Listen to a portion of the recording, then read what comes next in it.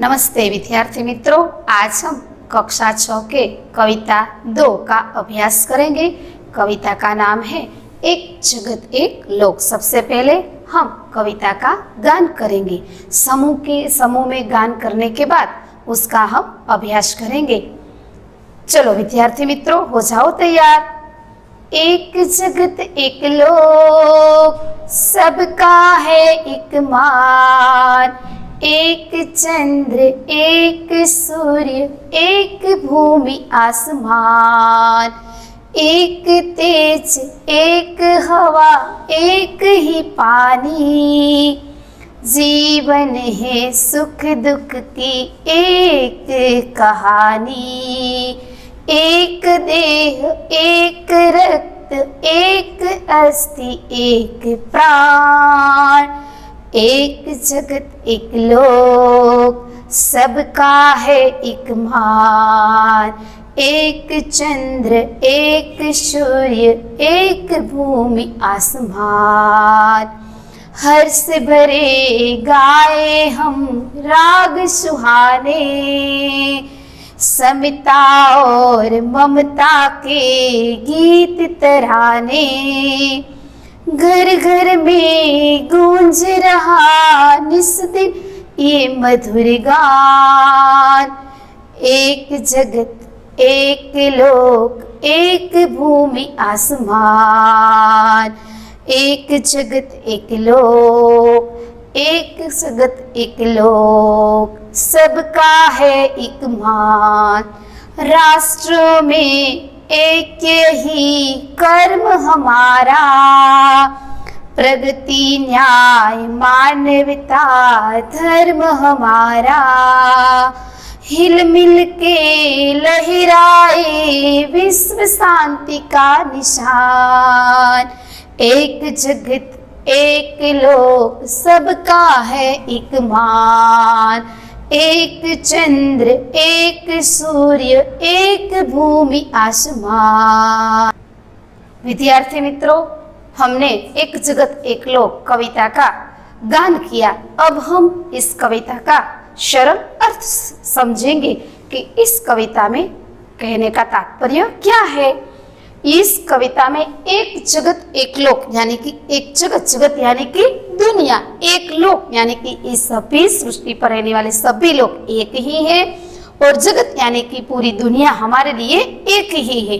इसमें बसे कई लोग पर कहने का तात्पर्य यह है कि कई लोग अलग अलग है, पर इस धरती पर रहने वाले लोग तो एक ही है। भले अलग अलग हो, नात जात धर्म आदि अलग है, पर हम मानव तो आखिर संसार में एक ही है। इसलिए इस काव्य में यह कहना चाहते हैं कि यह बहुत बड़ा संसार है।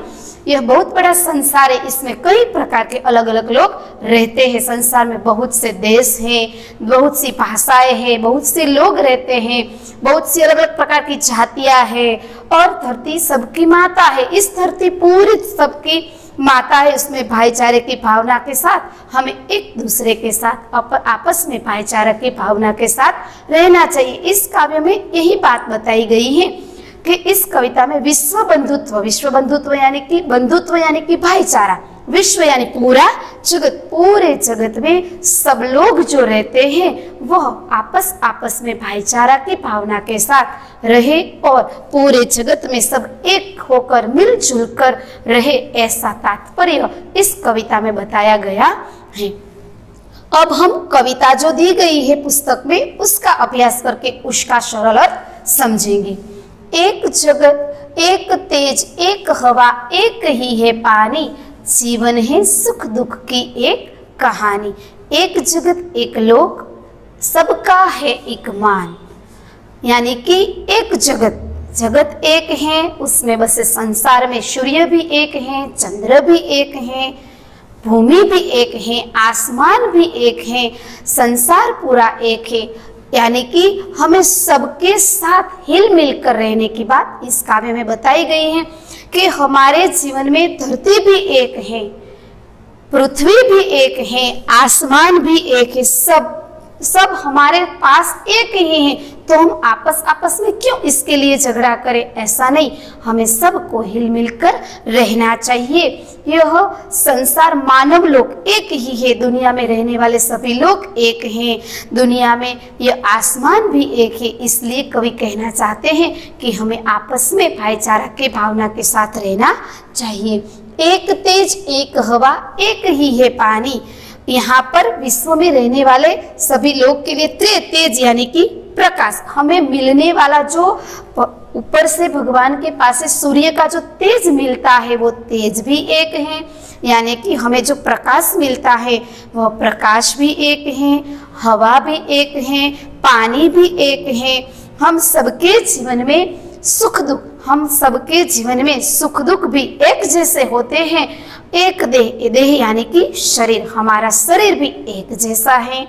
हम सबके एक रक्त यानी कि खून, हमारे शरीर में जो बहता हुआ रक्त है वो भी एक है।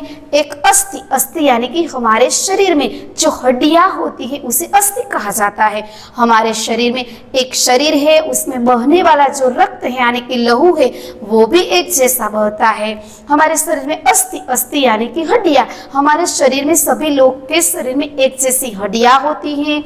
एक प्राण यानी कि हमारे जीवन में जो चेतन है, हमारा जीवन में जो प्राण है, शरीर में जो प्राण बसा हुआ है वही भी एक है।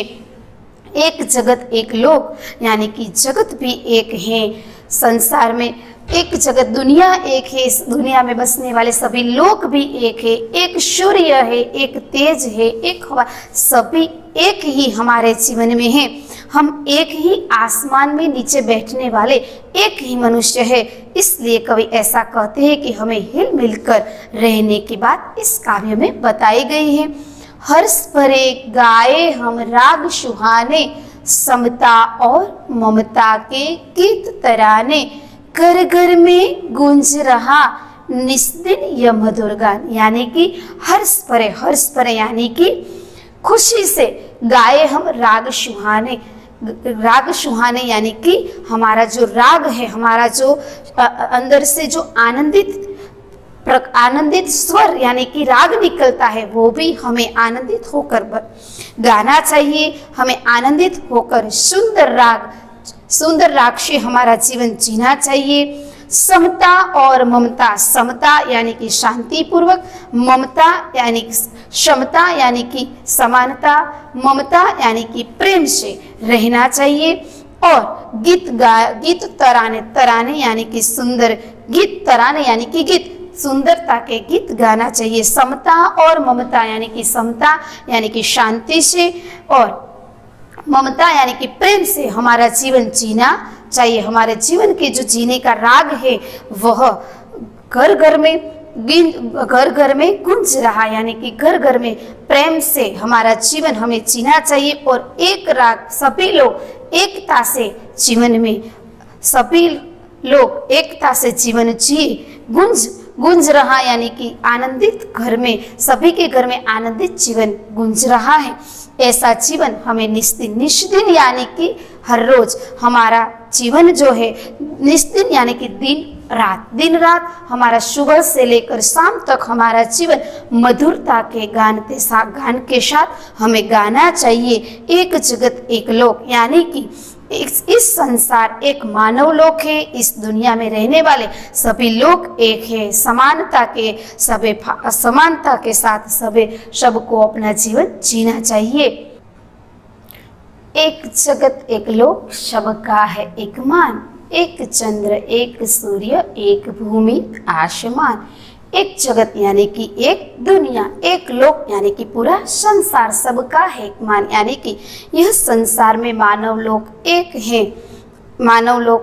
है। इसमें बसने वाले सभी लोग भी एक है। इसलिए यहाँ पर इस धरती पर रहने वाले सभी लोगों को समानता से जीने का हक है। इसलिए सबका है एक मान, यानी कि इस धरती पर रहने वाले सभी लोग का मान भी एक होना चाहिए। सभी लोग हकदार है इस धरती पर रहने के लिए। एक चंद्र, एक सूर्य, एक भूमि, एक आसमान, यानी कि सभी चीज एक है। मनुष्य भले अलग अलग हो पर उसके लिए सब चीज है। चंद्र भी एक है, एक चंद्र पूरी दुनिया को प्रकाशित करता है, एक सूर्य सभी पूरे देश को प्रकाशित करके सभी जगह पर अपना प्रकाश फैलाता है। एक भूमि, भूमि यानी कि धरती, इस धरती पर रहने वाले सभी लोग भी एक है। आसमान यानी कि आकाश, यानी कि पूरी जगत के लिए एक ही चीज का, सभी मानव को सभी एक ही चीज का उपयोग करके अपना जीवन विश्व बंधुत्व के भावना के साथ जोड़ना चाहिए।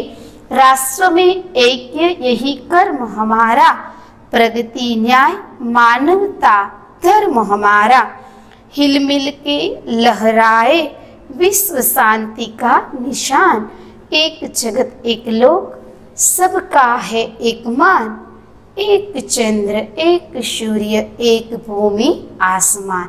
राष्ट्रों में, राष्ट्र यानी कि पूरे देश में, ऐक्य यानी कि एकता समानता, यही कर्म हमारा, यानी कि पूरे देश में संसार में सभी राष्ट्रों एकता के साथ बने रहे, ये हमारा कर्म है।